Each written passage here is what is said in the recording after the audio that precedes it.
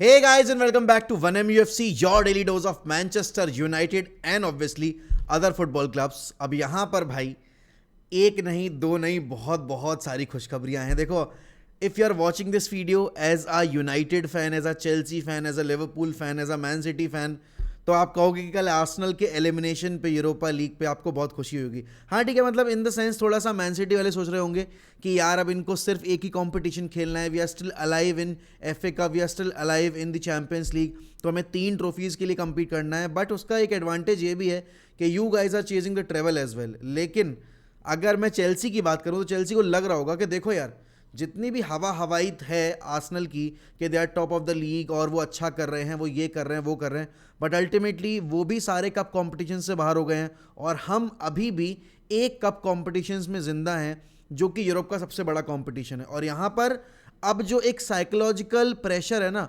वो बिल्कुल डेवलप होगा आर्सेनल के ऊपर. क्योंकि देखो, आप अब यहाँ पर ये बैक नहीं कर सकते कि आप यूरोपा लीग में जिंदा हो. आप भले ठीक है, आप एफए कप में मैन सिटी से बाहर हो गए और ऐसा हुआ वैसा हुआ, बट अल्टीमेटली पॉइंट ये है कि आपके पास अब सिर्फ एक ट्रॉफी बची है जीतने के लिए, अपना सीजन बचाने के लिए. क्योंकि देखो, ये आपको भी पता है, ये मुझे भी पता है, no one talks about the club who finishes second except for the people जो उस क्लब को सपोर्ट कर रहे हो. मैन सिटी 5 साल में 4 बार प्रीमियर लीग जीती है, उसमें से लिवरपूल ने उनको 3 बारी बहुत क्लोजली आकर कंपटीशन देने की कोशिश की है, लेकिन उससे कोई फर्क नहीं पड़ता. अल्टीमेटली चैंपियन कौन बना? चैंपियन बनी मैन सिटी.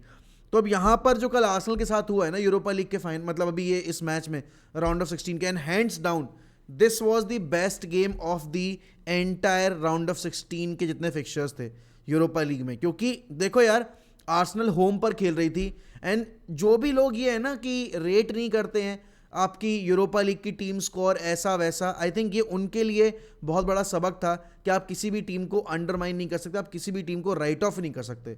आप पहले जरा उन 8 टीमों का नाम जरा देख तो लेते हैं कि कौन कौन पहुंची और यूनाइटेड किस किस टीम को फेस कर सकती है. फिर हम आर्सेनल वाले गेम पे और थोड़ा सा यूनाइटेड वाले गेम पर बात करेंगे, और जो हमारी अभी कल कतारी डेलीगेट्स जो आए थे उस पर क्या अभी नई प्रोग्रेस हुई है उसके बारे में बात करेंगे. तो देखो यार, जो 8 टीम है आपके सामने वो है Sevilla, Feyenoord, Juventus, Bayer Leverkusen, Union Saint Gilloise, हाँ यही नाम है, AS Roma and Sporting CP. अब अगर कोई भी यूनाइटेड फैन ये सोच रहा है कि अगर यार रोमा मिल जाएगी तो सही रहेगा क्योंकि वो अटैक नहीं करते हैं, अगर कोई सोच रहा है कि सेविया मिल जाएगी क्योंकि वो लीग में अच्छा नहीं कर रहे हैं, कोई अगर ये सोच रहा है कि भाई लेवरक्यूजन मिल जाएगी, देखो भाई इस बार ना यूरोपा लीग का जो लेवल है वो बहुत बेहतरीन है. आपकी यूवेंटस तक आपकी यूरोपा लीग में है. सेविया ठीक है, वो लीग में कुछ भी कर रहे हो, बट आप देख रहे हो कि वो यूरोप में बहुत अच्छा कर रहे हैं. सेविया और आपकी चेल्सी का सेम केस चल रहा है, लीग में दोनों स्ट्रगल कर रहे हैं, सेविया को ज़्यादा स्ट्रगल कर रही है, बट अल्टीमेटली यूरोपा लीग की जब बात आती है तो सेविया हमेशा भाई अपना जो ए गेम है वो लेकर उतरती है पिच के ऊपर.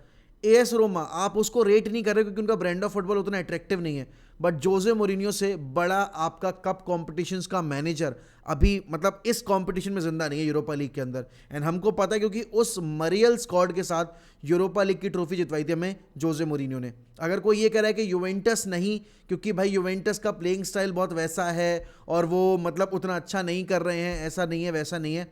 यूरोपियन अभी कॉम्पिटिशन्स में यूवेंटस का परफॉर्मेंस आप उठाकर देखो पिछले 3-4 मैचेस का, जब से वो इसमें आए हैं पिछले 2 मैचेस में डी मारिया की परफॉर्मेंस देखो, वो लीग में भी अच्छा कर रहे हैं, तो आप यूवेंटस को भी राइट ऑफ नहीं कर सकते. बेयर लेवरक्यूजन भाई वो बेहतरीन टीम है और वो बहुत अच्छा फुटबॉल खेलते हुए आ रहे हैं, तो आप उनको भी हल्के में नहीं ले सकते. फेनरूड को तो हल्के में लेने का सवाल ही पैदा नहीं होता. उन्होंने कल शाख्तार के अगेंस्ट 7 मारे हैं, विच इज मतलब आप सोच सकते हो कि भाई 7 गोल हमने कंसीड किए थे, हमारी हालत खराब हो गई थी. एंड यहाँ पर कल रात में जो स्पोर्टिंग ने किया है आर्सेनल के साथ, आपको ये पता है भाई कि स्पोर्टिंग ने एक भी मिनट के लिए अपनी इंटेंसिटी ड्रॉप नहीं की. आर्सेनल वर प्रिटी अनलकी कि उनको इंजरीज हो गई, सलीबा को इंजरी हो गई, उनके टोमियासू को इंजरी हो गई, तो बैकफुट पे चले गए. But at the same time 2 changes के बाद भी आर्सेनल की जो क्वालिटी है ऑन पेपर और फील्ड के ऊपर भी वो बेटर थी in comparison to that of Sporting, सिर्फ नाम के बेसिस पे. लेकिन कल जो स्पोर्टिंग ने अपनी डिटर्मिनेशन दिखाई है पिच के ऊपर और जितना उन्होंने आर्सेनल का प्रेशर एब्जॉर्ब किया है वो काबिले तारीफ था. और एक और अब यहाँ पर आपके पास कहोगे यार कि बस अब यूनियन सेंट बची है जो कि अगर मिल जाएगी तो सही रहेगा. अब वो देखो यूनियन सेंट किसको मिलेगी वो कुछ पता नहीं, और अगर यूनियन सेंट यहाँ तक आ गई क्वार्टर फाइनल्स तक तो वो भी आपके लिए एक टफ कंपटीशन ज़रूर लेकर आएगी। अगर आप मेरी पूछोगे कि मैं किस टीम को देखना चाहूँगा अप अगेंस्ट यूनाइटेड, तो भाई मैं ईजी पे की पर मतलब चूज़ करूँगा यूनियन सेंट मिल जाए, लेकिन आई नो कि या तो एस रोमा मिलने वाली है या यूवेंटस मिलने वाली है, इन दोनों में से कोई एक टीम हमें मिलेगी। और अगर हमारी किस्मत जिस तरीके की रही है तो हो सकता है हमें सेविया मिल जाए, क्योंकि सारे स्पेनिश टीम्स ही हमें पिछले 2 नॉकआउट राउंड्स में मिली हुई हैं, और इवन ग्रुप राउंड में भी हमें रियाल सोसेदाद मिली थी, तो यू नेवर नो। देखो थोड़ी बात करेंगे पहले आर्सेनल वाले गेम की। Arsenal they were not very poor, they were good in the attacking front, they created numerous chances, but कल भाई जो स्पोर्टिंग का कीपर नाश्ते में जो भी खाने में जो भी खा के आया था भाई, वो खिलाओ यार डेविड डेया को, वो खिलाओ हमारे बाकी प्लेयर्स को भी, क्योंकि उस तरह की परफॉर्मेंस आप आर्सेनल के होम पर एक ऐसे सीजन में जब Arsenal top of the table बैठी हुई है एक्सपेक्ट नहीं करते। लेकिन कल उसने वो डिलीवर करके दिखाई है, स्पेशली जब एक्स्ट्रा टाइम के उन आखिरी 5 मिनटों में अटैक पे अटैक पे अटैक आए जा रहे थे। भाई अदान ने जिस तरीके, एडैन नाम है उसका, जिस तरीके से उसने भाई प्रेशर एब्जॉर्ब किया, जितनी बेहतरीन परफॉर्मेंस डिलीवर की है वो काबिले तारीफ है। लेकिन भाई कल पूरे मैच की जो हाईलाइट थी वो था वो outrageous goal, outrageous goal out of nowhere. मतलब देखो उस टाइम तक स्पोर्टिंग गेम में थी, ठीक है ना, वो प्रेशर बिल्ड करे जा रहे थे, but to have the audacity to actually try that and to score a goal, such a freak goal from such a far distance। and देखो वो जब आप ऐसा गोल कंसीड करते हो ना आउट ऑफ नोवेयर वाला, तो कहीं ना कहीं प्रेशर आ जाता है, और आपके रैम्सडेल के ऊपर प्रेशर आ गया। पेनल्टी शूटआउट में जब गेम गया है ना, तो रैम्सडेल ने गेस सही की है, लेकिन फिर अल्टीमेटली बात वही आती है कि पेनल्टी शूटआउट में स्पोर्टिंग का रिकॉर्ड आप देखो, 7 पेनल्टी शूटआउट लगातार वो जीतते हुए आ रहे थे, 7 पेनल्टी शूटआउट लगातार, और ये उनका 8वां पेनल्टी शूटआउट था, और उन्होंने कल वो भी जीत लिया। ऐसा कल मुझे पहली बार पता चला कि जब से ये मूव किए आर्सेनल यहाँ पर एमिरेट्स में, उनका पहला पेनल्टी शूटआउट था एमिरेट्स के अंडर, एंड वो हार गए। देखो प्लेयर पे अगर ब्लेम दिया जाएगा तो प्लेयर्स पे आप कहोगे कि भाई फेबियो वियेरा, आई थिंक देखो फेबियो वियेरा ने बहुत लेट डाउन किया है कर आर्सेनल को, आर्सेनल एज अ टीम को भी, एंड अगर मैं इंडिविजुअल बेसिस पर भी बात करूं, उसने कुछ इतना खास प्रोड्यूस किया नहीं जब ओडेगार्ड पिच के ऊपर आया। और वही है, पता है वही फ़र्क है कि सिग्निफिकेंट क्वालिटी का जो ड्रॉप आता है, आप ओडेगार्ड साका वगैरह को निकालते हो, वो सामने दिख जाता है। एंड कल मार्टिनेली का काफ़ी ऑफ गेम था, and ultimately Martinelli became the player जिसने पेनल्टी मिस की है। आई वॉज प्रेइंग कि आर्सेनल एलिमिनेट हो जाए। क्यों? क्योंकि एक अच्छा क्लब कंपटीशन में नहीं होगा तो यूनाइटेड का चांस थोड़ा ज़्यादा रहेगा कंपटीशन जीतने का। लेकिन आर्सेनल के एलिमिनेशन से ये और हो गया प्रेशर अब उनके ऊपर कि अब उनको लीग पे फोकस करके लीग डिलीवर करनी पड़ेगी। क्योंकि यहाँ से देखो फिर वही वाली बात है कि आप 3 कंपटीशन से बाहर हो चुके हो, अगर आप चौथा कंपटीशन भी बॉटल कर दोगे, आप खूब अपने आप को तसल्ली दोगे, we had a fantastic season, हमने मैन सिटी को आखिरी दिन तक चैलेंज करने की कोशिश की, ये किया वो किया, बट आपने चैलेंज किया, आपने जीता नहीं, और आपने बाकी 3 कप कॉम्पिटिशन्स भी बॉटल कर दिए। और कल का गेम तो लिटरली बॉटल किया है, क्योंकि 2-2 की गोल स्कोर लाइन थी, आप 2 गोल उनके होम पर मार कर आ रहे थे, एंड उस गेम में भी स्पोर्टिंग ने बहुत अच्छी फुटबॉल खेली थी, और कल रात में भी स्पोर्टिंग ने बहुत अच्छी फुटबॉल खेली। और जो भी फैंस अभी तक पोर्चुगीज़ लीग को उतना रेट नहीं कर रहे थे, भाई आपको पता चल रहा है कि भाई पोर्चुगीज़ टीम जो है वो कितना अच्छा कर रही है। आप बेनफिका को देखो, आप स्पोर्टिंग को देखो, अच्छा करती हुई आ रही हैं वो कंपटीशन में। एंड यहाँ पर अब बाकी टीम्स भी हैं जो अब बची हुई, उनके ऊपर भी अब थोड़ा सा और ज़्यादा वो प्रेशर होगा कि भाई अब यहाँ से हर एक टीम का चांस बन रहा है। क्योंकि जो आर्सेनल थी, जो बार्सिलोना थी, वो बड़े बड़े जो नाम थे, तो जो अपनी लीग में अच्छा कर रहे थे, वो बाहर हो चुके हैं कॉम्पिटिशन से। United versus real Betis, I think that was the most boring game I have seen this season from United.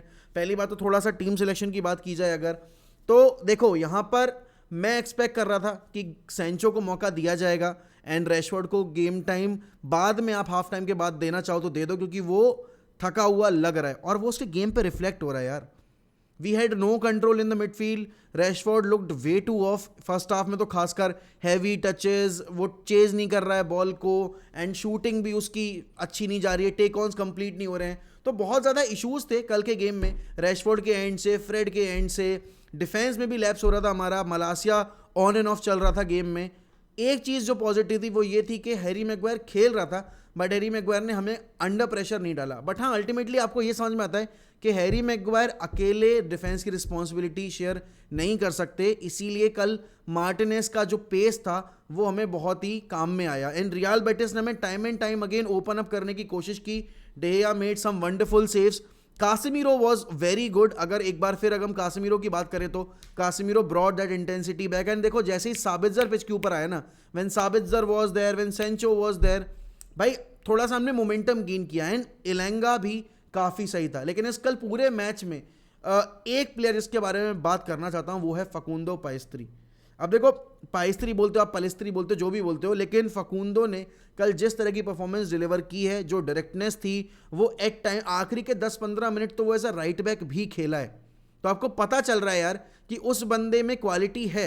And जो भी आप अभी जैसे एंटनी का अगर कॉन्ट्रीब्यूशन देखो आप, अगर आप बाकी प्लेयर्स का कॉन्ट्रीब्यूशन देखो राइट विंग के ऊपर, तो कल फकुंदो पाइस्त्री ने अपना भी चैलेंज पुटअप कर दिया है. एंड टेन हैग को ट्रस्ट करना पड़ेगा, क्योंकि आप एंटनी से अगर सब स्टैंडर्ड परफॉर्मेंसेज निकलवा कर भी खुश हो तो आपको इन प्लेयर्स को भी मौका देना पड़ेगा, और ये डिजर्व भी करते हैं. और कल real Betis looked good, specially first half में तो they played really well. First half में तो हम बहुत ज़्यादा खराब थे. एंड रैशफोर्ड के साथ कल एक दिक्कत ये भी समझ में आई मुझे कि रैशफोर्ड ना एक उस जोन में चला गया कि I can do this, I can do that. He scored a worldie, लेकिन उसने 2-3 जो चांसेस थे, अच्छे रन थे, वो फकअप भी की. एक तो उसने बिल्कुल सिंपल सा चांस था, उसको बस गाइड करनी थी बॉल, वो उसने स्काई रॉकेट कर दी. ठीक है, उसके ठीक 10-15 सेकंड के बाद उसने गोल स्कोर भी कर दिया. बट यूनाइटेड की पता प्रॉब्लम क्या है, और कल के मैच में भी वही प्रॉब्लम थी. If Rashford is not scoring the goal, no one is scoring the goal. Weghorst once again, ठीक है आप वेगोस्ट को बोलोगे भाई डिफेंसिव वर्क रेट है, सब है, ऐसा है वैसा है, बट गोल्स कहाँ हैं? गोल स्कोर नहीं हो रहे हैं. ब्रूनो भी, आप देख रहे हो कि ब्रूनो टायर्ड लग रहा है, आपका रैशफोर्ड टायर्ड लग रहा है, ये प्लेयर्स थके हुए लग रहे हैं यार. इन प्लेयर्स को रेस्ट की ज़रूरत है. अभी इनको इंटरनेशनल ड्यूटी पे जाना है, उससे पहले भी FA कप खेलना है. एंड मेरा इसीलिए वो मेन कंसर्न जो था वो ये था कि सैंचो को इस गेम में गेम टाइम प्रॉपर मिलता, रैशफोर्ड को रेस्ट मिलता, हमें पता चलता कि हम हमारी टीम में को कितने गोल स्कोरर्स हैं, या फिर कौन स्टेप अप कर सकता है अगर रैशफोर्ड नहीं है पिच के ऊपर, या फिर अगर रैशफोर्ड को ऑफ डे है. बट अल्टीमेटली टेन हैग ने वो गैम्बल नहीं खेला. खेलना चाहिए था मेरे according. But having said that, we are through to the quarter finals of Europa League. Another big win, another step, one step closer to another trophy. तो वो चीज़ अच्छी है. बट अल्टीमेटली सफरिंग जो केस सीजन चल रहा है ना हमारा, in terms of injuries, in terms of lack of goal contribution from the rest of the players, वो इसके बाद भी हमें शायद फेस करना पड़े, क्योंकि एंटनी मार्शल टीम में वापस आ नहीं रहे हैं. वेगोस से वो कॉन्ट्रीब्यूशन आप डिमांड नहीं कर सकते. एंड अल्टीमेटली अभी आपका कासमीरो 4 मैचेस के लिए बेंच खेल रहा है. तो अब आपको फुलम के अगेंस्ट साबित्जर, फ्रेड खिलाना है या फिर साबित्जर और मैकटोमिने खिलाना है, वो आपको देखना पड़ेगा. Because Sabitzer when he came on, he looked lively, he came close twice, मतलब गोल स्कोर करने के. तो टीम में एक आप कह सकते हो कि डायनामिज्म तो है, लेकिन वो डायनामिज्म ट्रॉफी जीतने के बाद ना थोड़ा सा फेड अवे सा हो रहा है. ट्रॉफी जीतने के बाद, जैसे मैंने कल भी बोला था प्रीव्यू में, कि भाई ये ना बहुत ही कंप्लेसेंट हो गए हैं, इनको लग रहा है कि हो गया, इनका सीजन जो था, इनका पीक वो हिट हो चुका है, अब ये आराम से खेल सकते हैं. तो वो एक हंगर जो है ना, वो जगाना पड़ेगा वापस से प्लेयर्स के अंदर. एंड वो हंगर जगाने का सबसे बेहतरीन तरीका क्या है? अब आप यहाँ पर देखो कि Arsenal, although they are playing so well in the league, यहाँ पर वो एलिमिनेट हो गए हैं. और आर्सेनल के केस में मैं एक और चीज़ ऐड करना चाहूँगा, वो जो एक लेट विंस निकल कर आ रही थी ना लीग के अंदर, वो कहीं ना कहीं उनके बैक ऑफ द माइंड वो चल रहा था, और उनकी परफॉर्मेंस पे रिफ्लेक्ट भी हो रहा था कि वो डिपेंड है इसी सिचुएशन पे कि हम निकाल लेंगे, क्योंकि हमने पिछले 3-4 मैचेस निकाले हैं. लेकिन कप कॉम्पिटिशन्स का प्रेशर अलग होता है. लीग में आपको पता है कि ठीक है, लीग में अगर आपने ड्रॉ भी खेला, यू हैव अनदर चांस. लेकिन यहाँ पर आपको पता था 90 मिनट के बियॉन्ड भी खेलना है, और उसमें फिर अगर सामने वाला कीपर एकदम गॉड मोड में खेल रहा है तो फिर आप उसमें कुछ कर नहीं सकते. बट ये तो देखो यार, अब यहाँ से यूनाइटेड की अगर मैं ओनरशिप की बात करूं, तो कल आपके जो कतारी डेलीगेट्स थे वो ओल्ड ट्रैफर्ड पर आए हैं, उन्होंने पूरी ट्रेनिंग फैसिलिटीज़ देखी हैं, उन्होंने पूरा जो हमारा रिक्रूटमेंट स्ट्रक्चर है वो देखा है, सारे जो आपके जो भी आपके डॉक्यूमेंट्स होते हैं वो उनको दिखाए गए हैं कि कैसे क्लब रन कर रहा है, कितना डेट है क्या नहीं है, ओल्ड ट्रैफर्ड की कंडीशन, कैरिंगटन की कंडीशन, और जो भी डेटा है आपके पास एज क्लब, जो आपने पिछले इतने सालों में मेंटेन किया है, वो उनको दिखाया गया है। क्योंकि अगर कोई इन्वेस्ट कर रहा है क्लब में बिलियंस में, तो उसको पूरा क्लियर आइडिया होना चाहिए। अब आज सर जिम रैटक्लिफ आएंगे, सर जिम रैटक्लिफ के साथ भी आपका एक टूर है पूरे ओल्ड ट्रैफर्ड का एंड ट्रेनिंग फैसिलिटीज़ का, तो उसके बाद हमें एक आइडिया मिल जाएगा। लेकिन हाँ, कतारीज के एंड से पॉजिटिव न्यूज़ ये है कि जो उनके शेख जसीम है, वो बिल्कुल फुली फोकस्ड है। He wants to buy Manchester United, पूरा 100% एक्विजिशन वो करना चाहते हैं। Things are looking good. Glazers, मतलब आप कह सकते हो कि ज़्यादा चांसेस इसी चीज़ के हैं कि Glazers are leaving the club, and if Glazers are leaving the club is heading in the right direction. Because आपको पता है कि बाकी क्लब्स इन्वेस्टमेंट करेंगे समर में। आपको ओल्ड ट्रैफर्ड की जो जितनी भी प्रॉब्लम्स है, वो वीडियो वायरल हुई थी कि बताओ टॉयलेट क्लॉगेज हो गया है, और यहाँ पर भाई मतलब इतना गंदा लगा वो देख करके। हमारा होम स्टेडियम ये फैसिलिटीज़ तक नहीं अफोर्ड कर पा रहा है कि वो प्रॉपर जो एक ये सर्विसेज होती है वो प्रोवाइड करवा पाए। मतलब कम ऑन यार, सैनिटाइजेशन वगैरह और ये तो बहुत बेसिक सी वो नीड हो गई। एंड यहाँ पर अब यूनाइटेड को अपने आगे सीजन में ये देखना है भाई कि वो कम से कम इंजरीज फेस करे। और हाँ, एक और टॉकिंग पॉइंट है, रेफरीज का लगता है मुझे कुछ एजेंडा है हमारे अगेंस्ट। 14 फाउल किए रियल बेटिस ने, एक पर भी येलो कार्ड नहीं मिला। एंड फकुंदो पाइस्त्री का जो येलो कार्ड था भी नहीं, जो एक्चुअली में फाउल भी नहीं था, वो फाउल दिया गया एंड फकुंदो पाइस्त्री को येलो कार्ड दिया गया।